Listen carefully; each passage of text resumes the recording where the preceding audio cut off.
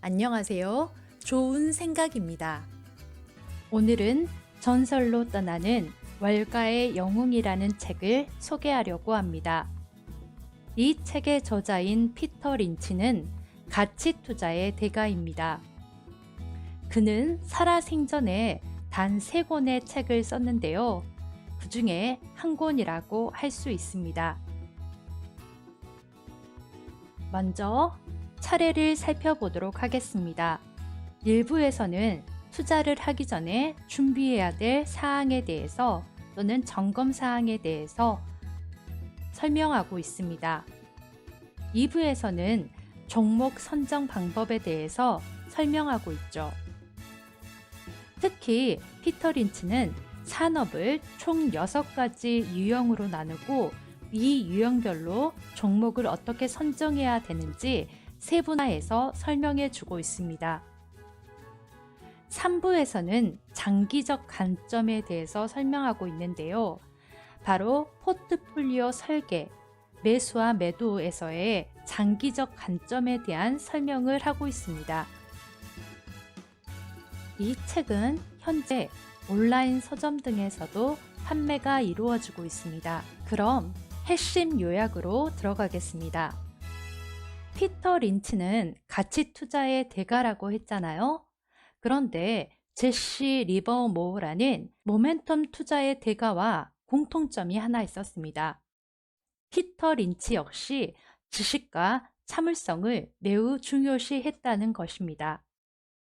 일단 이 사실을 전제로 해서 요약을 이어나가 보겠습니다.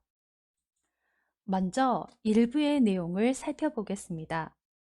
피터 린치는 주식 투자가 채권 투자보다 수익이 높음을 설명하고 있습니다. 또한 일반적으로 사람들은 주식이 변동성이 심하고 채권은 안정적이라고 믿고 있습니다. 하지만 채권 역시 변동성이 매우 큼을 강조하고 있습니다. 또한 주식에 뛰어들기 전에 먼저 다음과 같은 사항을 살펴보라고 합니다. 먼저 자기 소유의 집이 있는지, 나는 돈이 필요한지, 그러니까 잃더라도 일상생활에 영향을 주지 않을 만큼만 투자하라는 것입니다. 또한 내가 주식 투자로 성공할 자질이 있는지도 생각해 보라고 합니다. 시장이 열기를 띄었을 때가 아니라 침체 등으로 인해서 주가가 하락하고 이것이 가라앉을 때까지 참을성 있게 기다렸다가 아무도 거들떠 보지 않는 종목, 특히 월가가 하품하는 종목을 매수하고 계속 보유할 수 있는 그런 자질이 있는지를 묻고 있는 것입니다. 또한 그는 주식시장을 예측해야만 돈을 버는 것이 아니라고 강조하고 있습니다. 누구도 예측하지 못한다는 것이죠. 역시 가치 투자의 대가다운 말입니다. 즉, 저평가된 주식을 찾아서 장기로 보유했을 때 제값을 받을 수 있을 때까지 기다렸다가 매도했을 때 돈을 번다는 것이겠죠. 또한 피터 린치 역시 주식시장의 4개의 국면, 4단계에 대해서 설명하고 있습니다. 유명한 칵테일 파티 이론입니다. 즉, 칵테일 파티에서 주변 사람들이 보이는 반응을 통해서 주식시장의 단계를 알 수 있다는 이야기죠. 먼저 1단계는 주식시장이 엄청나게 폭락한 이후에 아무도 더 이상 시장이 다시 오를 거라고 생각하지 않는 단계입니다. 하지만 이러한 단계 때 주식은 소리 소문 없이 15%를 상승하게 되죠. 바로 이전에 소개해드렸던 주식시장 흐름 읽는 법에서 우라가미 구니오가 말했던 제1국명 이상한 매수세에 대해서 설명하고 있는 것입니다. 2단계에서는 사람들은 여전히 주식시장에 관심을 기울이는 사람들이 거의 없습니다. 상승세에 대해서는 들어서 알고 있긴 하지만 여전히 주식시장이 매우 위험하다는 이야기 정도를 한다고 합니다. 여전히 2단계에서도 주식시장은 계속해서 상승하고 있는 중이죠. 3단계에 이르러서는 이미 1단계에서부터 올라간 시장의 수익률이 30% 정도가 상승한 상태라고 합니다. 이때는 사람들이 주식에 대한 관심이 굉장히 많다고 합니다. 그래서 주식에 열성적인 사람들은 펀드 매니저들에게 어느 종목을 사야 하는지 묻고 또 서로도 토론을 벌인다고 합니다. 4단계에 이르러서는 일반인들이 펀드 매니저에게 매수 종목을 알려주고 설명해주는 그런 단계라고 합니다. 이는 시장이 정점에 도달해서 곧 추락한다는 확실한 신호라고 합니다. 많은 사람들이 자기가 어떻게 성공했는지 주변 사람들에게 설명을 하고 종목을 추천해 줄 때, 이때가 바로 정점이라는 것이죠.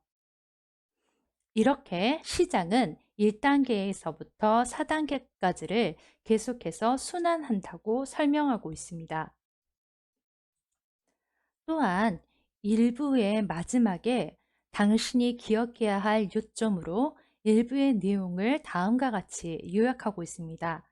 물론 더 길게 요약하고 있지만 그 중에 핵심만 남겨두었습니다.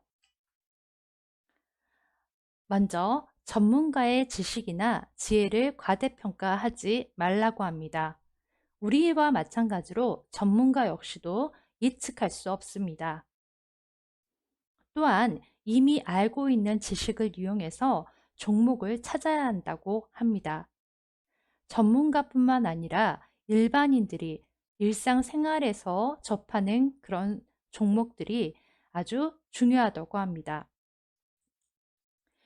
일상생활에서 접하는 그런 상품들, 종목들이 중요한 것은 바로 증권가에서 아직 발견하지 못한 기업을 찾을 수 있기 때문입니다. 또한 피터 린치는 주식 시장이 아니라 저평가된 가치 있는 기업에 투자하는 것을 중요시하고 있습니다. 또한 기업의 가치가 훼손되지 않는 한 주식의 단기 등락은 무시하고 장기 보유할 것을 설명하고 있습니다. 물론 그 가치가 훼손됐을 때는 가차없이 손절해야겠죠. 재미있는 것은 래시 리버모어는 지식과 참을성을 이용해서 주가의 향방을 예측하라고 말하고 있었습니다. 하지만 피터 린치는 경제는 예측할 수 없고 또 예측은 수익률과는 상관이 없다고 말하고 있습니다. 두 사람의 대가가 전혀 반대의 의견을 말하고 있는 것이죠. 둘 중에 어떤 것이 맞다 틀리다는 의미가 없습니다. 중요한 것은 자신만의 투자 철학, 이를 관철해서 수익을 얻는 것이 가장 중요하다고 하겠습니다. 두 사람의 대가 중에서 어떤 사람, 어떤 대가의 의견을 추종할 것인지는 자신의 성향, 자신의 투자 철학과 연관지어서 생각할 문제입니다. 또한 피터 린치는 자신의 전문 분야가 있다면 주식 투자에 훨씬 유리하다고 설명하고 있습니다. 2부에서는 구체적인 종목 선정의 방법에 대해서 설명하고 있습니다. 먼저 투자할 만한 회사 주식을 고르는 13가지 가장 중요한 속성에 대해서 설명하고 있습니다. 첫 번째로는 따분하고 평범하며 월가가 아직 발견하지 못했고 경쟁이 적으면서 성장이 안정적인 회사를 찾으라고 합니다. 그래야 하는 예로 몇 가지를 들고 있는데요. 먼저 코크 앤드 실이라는 회사가 있었다고 합니다. 이 회사는 병과 캔과 병뚜껑을 만드는 회사였는데요. 아무도 관심을 갖지 않는 사이에 소리 소문 없이 주가가 올랐다고 합니다. 또한 케이전 클렌저스라는 회사가 있었는데요. 이 회사는 가구와 서적 등의 곰팡이 제거 사업을 하고 있었고, 얼룩 제거 특허를 막 받은 상태였다고 합니다. 이 회사는 매출의 가속화로 인해서 연 20%의 성장을 가져올 수 있었다고 합니다. 바로 경쟁이 없었고, 또 틈새 시장을 개척했으며, 또 조금 따분하고 평범하고 월가가 아직 발견하지 못한 상태였기 때문에 이러한 성장을, 큰 이익을 볼 수 있었던 거죠. 아직 월가가 발견하지 못한 시점에 들어간 다음에 이제 입소문이 나면서 사람들의 관심이 쏠리고 주가는 성장하게 되는 거겠죠. 또한 피터 린치는 기업이 분할된 회사, 그리고 이 분할된 자회사의 내부자가 주식을 매수하면 좋은 신호라고 합니다. 이 자사주로 분할하는 경우에 굉장히 좋은 조건으로 분할을 하기 때문에 이후에 성장률이 어느 정도 안정적이라고 합니다. 또한 성장 정체 업종의 회사를 고르라고 합니다. 이는 래시 리버모어와는 조금 반대되는 이야기입니다. 피터 린치는 고성장 업종은 주가 하락만을 남은 상태이기 때문에 아직 성장이 이루어지지 않은 성장 정체 업종의 회사를 골라서 이 회사의 성장이 올 때 그 수익을 먹는 것을 설명하고 있는 것이죠. 반대로 래시 리버모어는 성장하고 있는 업종에 두드러지는 선도주를 골라서 그 회사의 폭발적인 성장분을 먹는 그런 전략을 취하고 있습니다.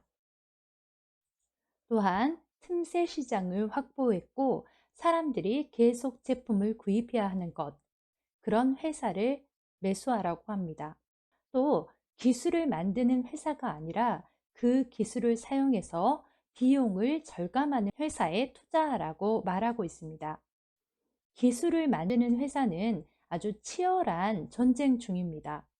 따라서 그런 회사보다는 그 기술을 이용해서 비용이 절감돼서 확실한 이익이 나올 수 있는 그런 회사에 투자하라는 것이죠. 또한 자사주 매입 회사의 주식도 좋다고 합니다. 이익을 내면서 사업 개념의 복제 능력을 입증한 소기업도 찾으라고 합니다. 이 얘기는 예를 들어서 음식점 프랜차이즈 기업이 있다면 이 음식점 프랜차이즈를 다른 지역에서도 또는 다른 분점에서도 똑같이 복제해서 그런 성장을 이끈 그런 기업을 찾으라는 이야기입니다.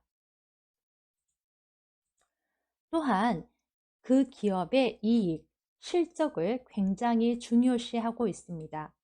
결국 주가는 그 기업의 실적으로 수렴하기 때문입니다. 이때 이 회사의 가치를 결정하는 요소는 무엇이고 오늘보다 내일의 가치가 올라가는 이유가 무엇인지에 대해서도 면밀히 조사해야 합니다. 또한 이익 곡선과 주가 곡선을 비교하는 방법도 그렇게 지지하지는 않지만 나쁘지 않은 전략이라고 말하고 있습니다. 한마디로 주가 곡선이 이익 곡선보다 내려가면 매수하고 주가 곡선이 이익 곡선을 넘어가면 매도하는 전략이죠. 또한 이익을 증대시키고 있는 중인 회사에도 관심을 가지라고 합니다. 회사가 이익을 증대시키는 방법은 다음과 같습니다.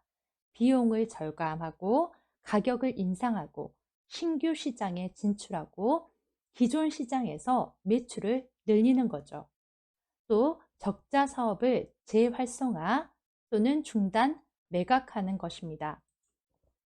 또한 조건이 같다면 지분을 많이 보유한 경영진이 운영하는 회사가 더 낫다고 합니다.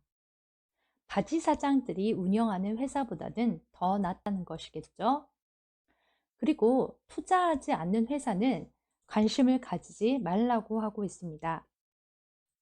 또한 어느 업종이나 회사가 잘 되어서 제2의 모방 주식이 나오는 그런 경우에는 원래 주식의 전성기도 끝나는 사례가 많기 때문에 유의해야 한다고 합니다.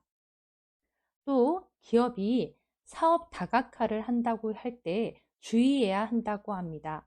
대개는 사업 다각화로 드러나기 때문이죠.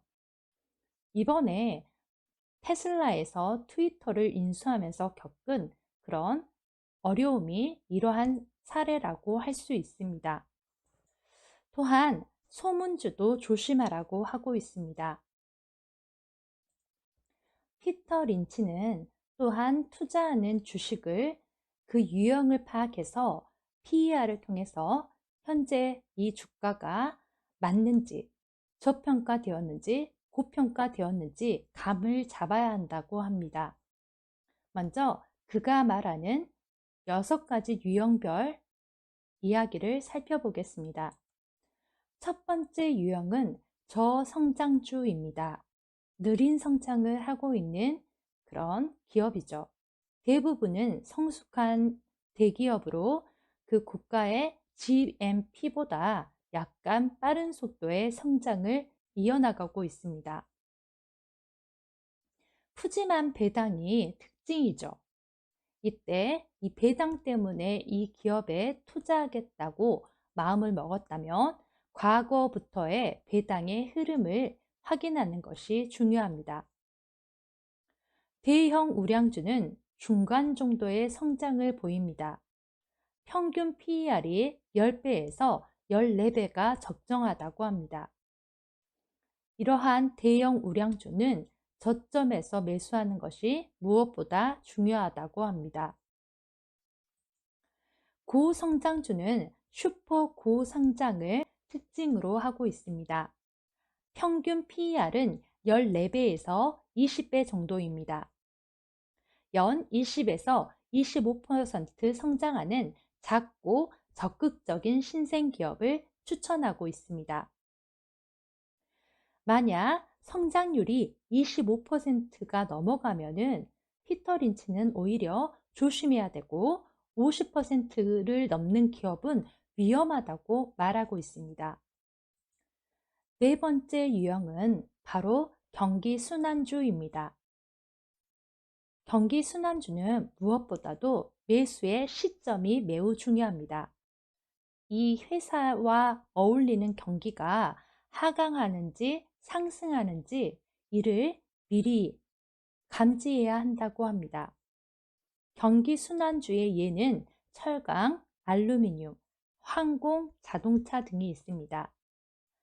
이러한 경기순환주는 사업 환경, 지금 이 사업이 상승할 국면인지 하락할 국면인지 이러한 사업 환경이 중요하고요. 또 재고와 물가 등도 고려해야 합니다. 다섯 번째 유형은 바로 자산주입니다.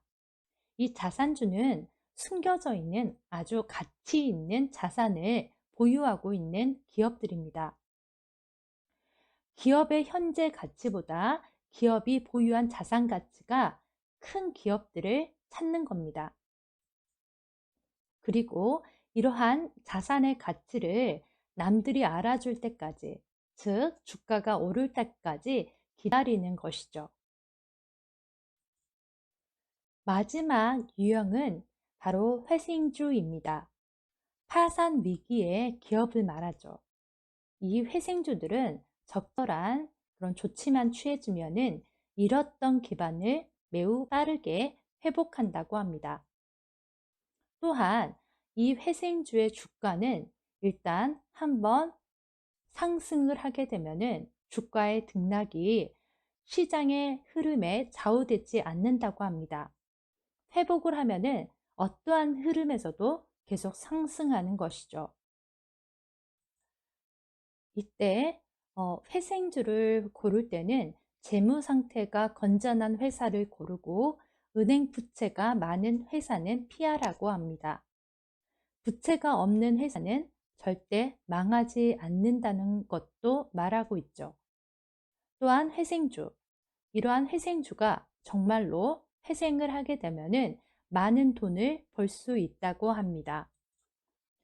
또한 피터 린치는 종목을 선정할 때 PER도 고려하라고 말하고 있습니다.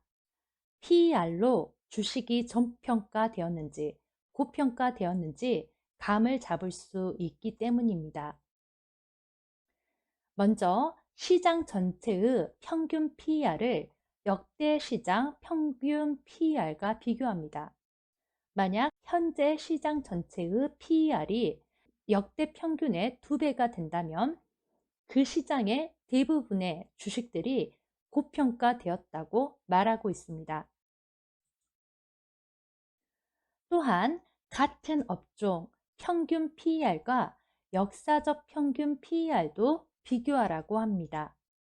다른 업종과 비교하는 것은 무의미합니다.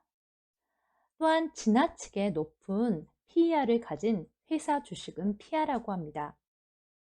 PER이 높은 기업은 이익 증가율이 엄청나게 높아야지 이 높은 PER을 지탱해 줄 수 있기 때문입니다. 또한 너무 높은 PER은 기업 실적이 좋아도 떨어질 수 있다고 합니다. 그 예로 옛날에 한 EDS라는 기업이 있었는데요. 이 기업은 PER이 무려 500배였다고 합니다. 한마디로 500년 후에야 지금 이 주가의 가격이 정당화된다는 얘기죠. 이후 이 회사는 여전히 실적도 좋고 잘 나갔지만은 주가는 폭락했다고 합니다.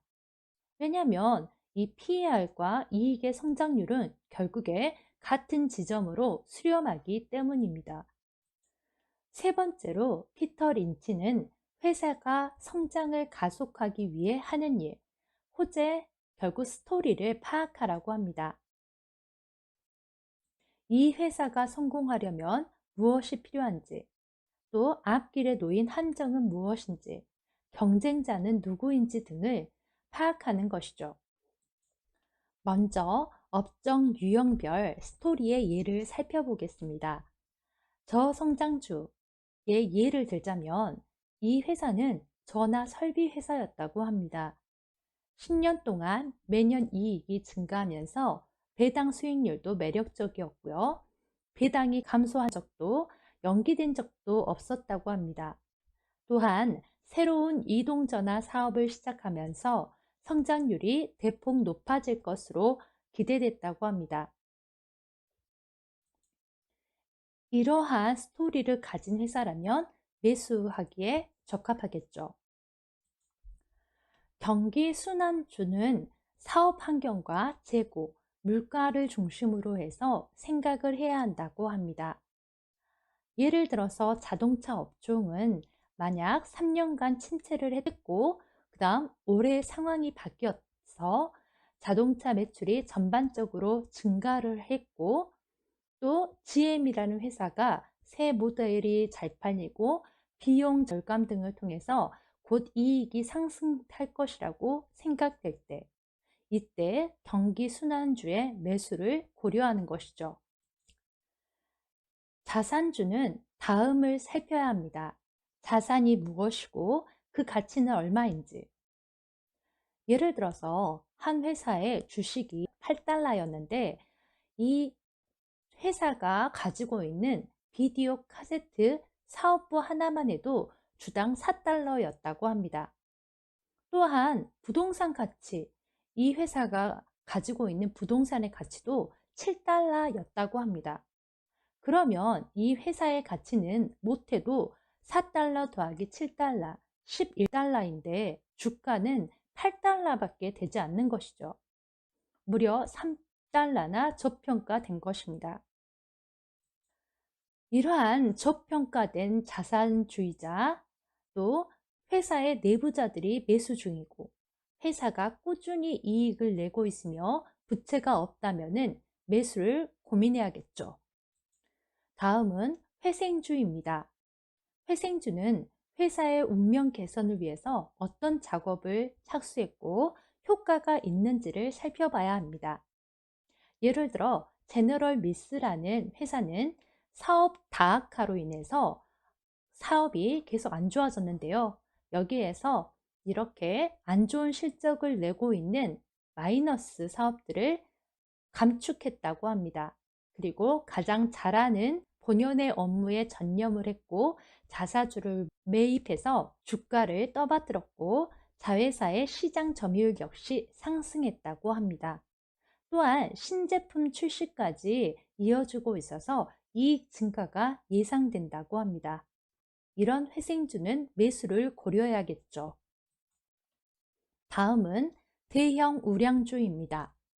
대형 우량주는 PER이 얼마이며 최근 몇 달간 주가는 어떻게 상승했는지, 그리고 성장률을 높이기 위해서 이 회사가 하고 있는 일은 무엇인지를 살펴봐야 합니다. 예를 들어 코카콜라의 PER은 바닥권에 도달했고 여러 가지 면에서 개선되었음에도 2년 동안 주가가 제자리였다고 합니다.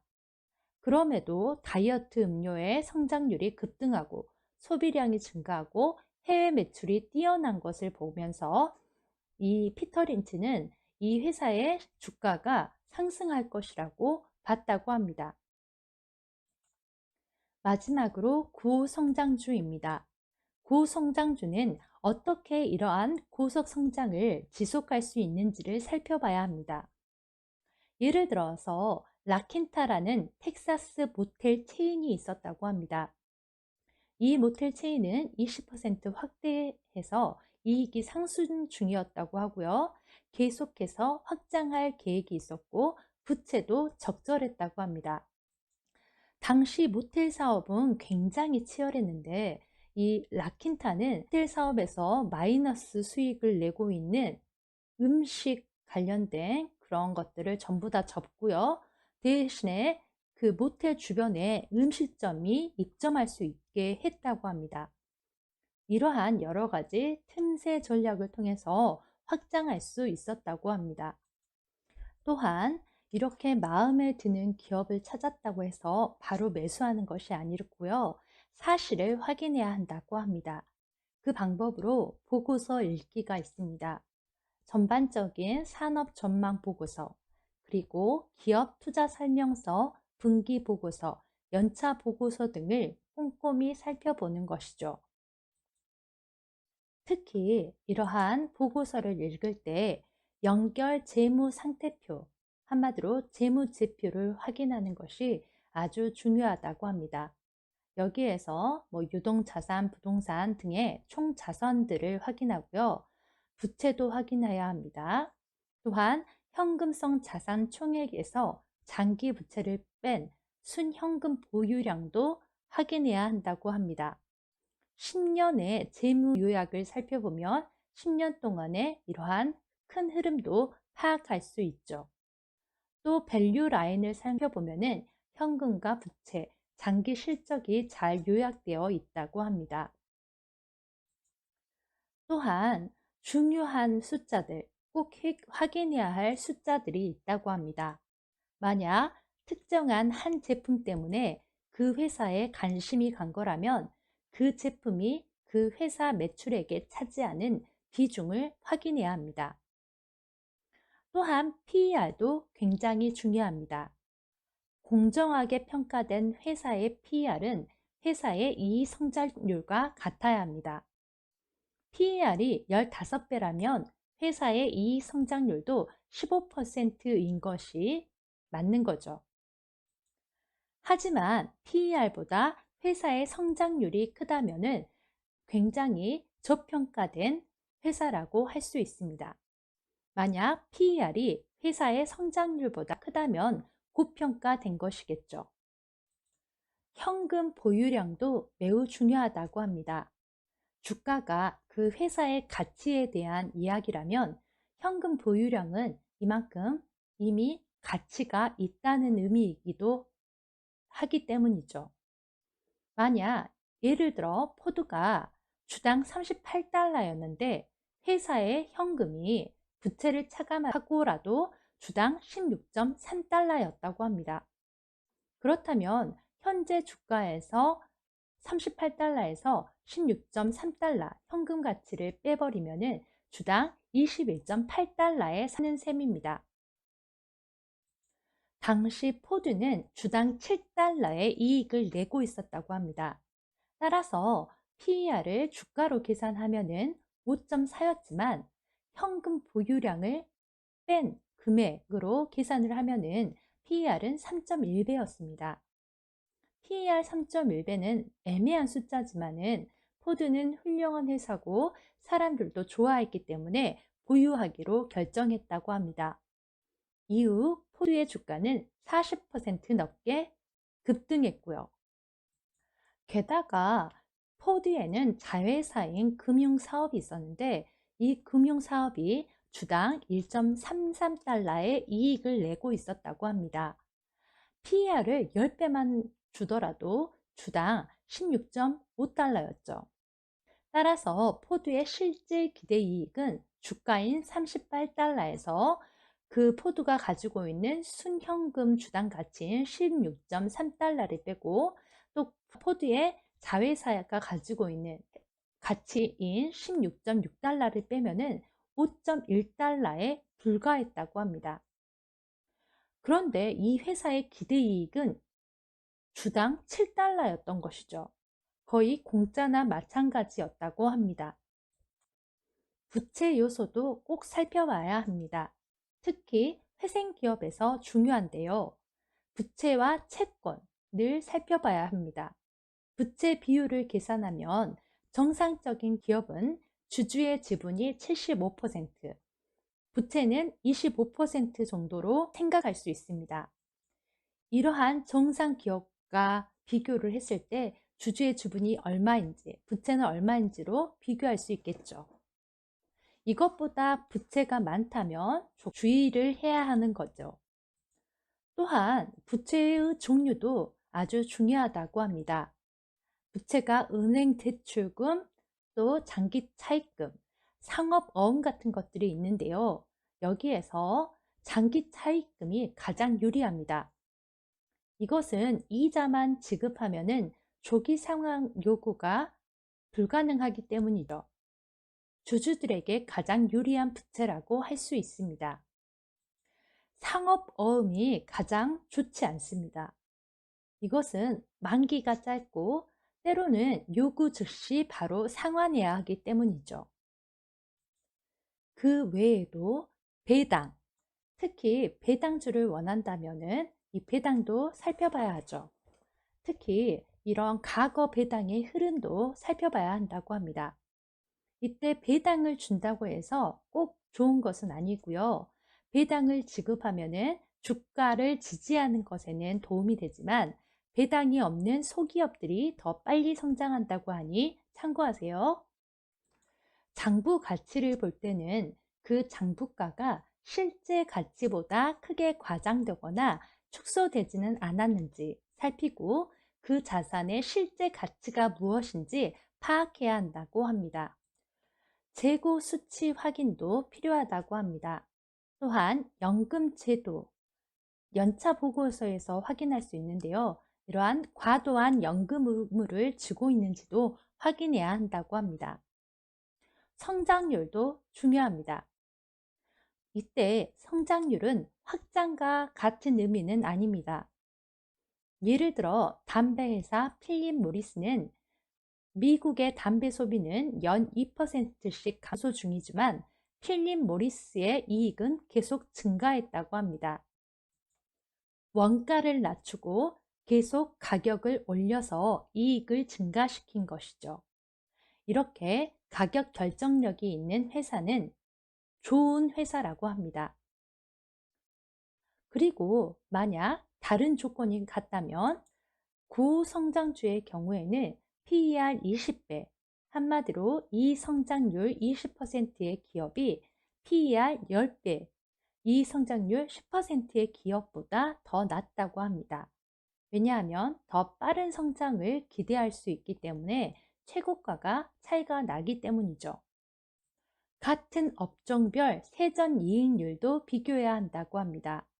이익률이 가장 높은 회사는 당연히 운영 비용이 가장 낮고 운영 비용이 낮은 회사는 사업 환경이 악화해도 생존할 가능성이 아주 높기 때문이죠.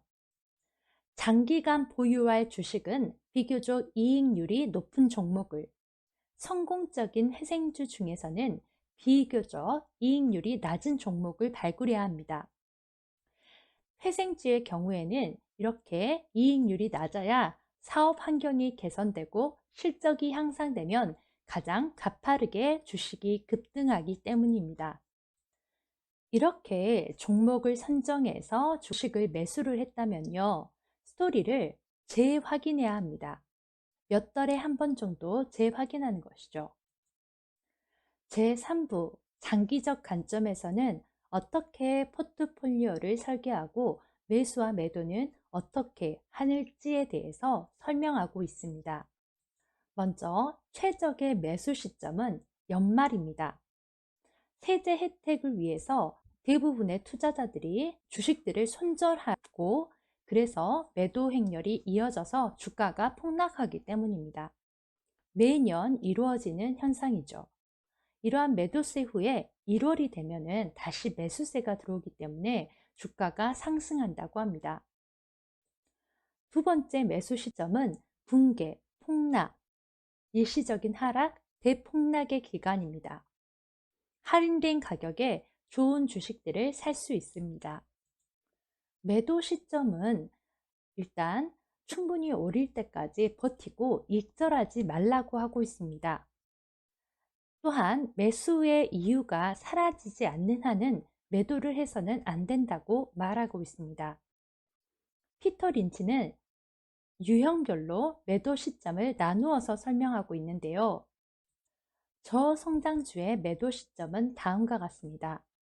이 저성장주는 재무제표가 좋아서 매수를 했는데 이 재무제표가 악화되고 배당 수익률이 좋아서 매수를 했는데 배당 수익률까지 낮아져 버린 경우에는 더 이상 보유할 의미가 없어지는 거죠. 이때 매도해야 한다고 합니다. 다른 유형들에서도 이렇게 매수할 이유가 되었던 것들이 사라지면은 바로 매도를 하라고 말하고 있습니다. 마지막으로 피터 린치는 가장 어리석고 위험한 12가지 생각에 대해서 말하고 있습니다. 또 주식은 바닥도 고점도 알 수 없고요. 얼마나 기다려야 하는지도 알 수 없습니다. 옵션과 선물, 공매도는 비추하고 있고요. 위험하니까. 그리고 전문가 5만 명도 모조리 틀릴 수 있다고 말하고 있습니다. 이상으로 전설로 떠나는 월가의 영웅 리뷰를 마치도록 하겠습니다. 오늘의 영상이 좋았던 분들은 구독과 좋아요 눌러주세요.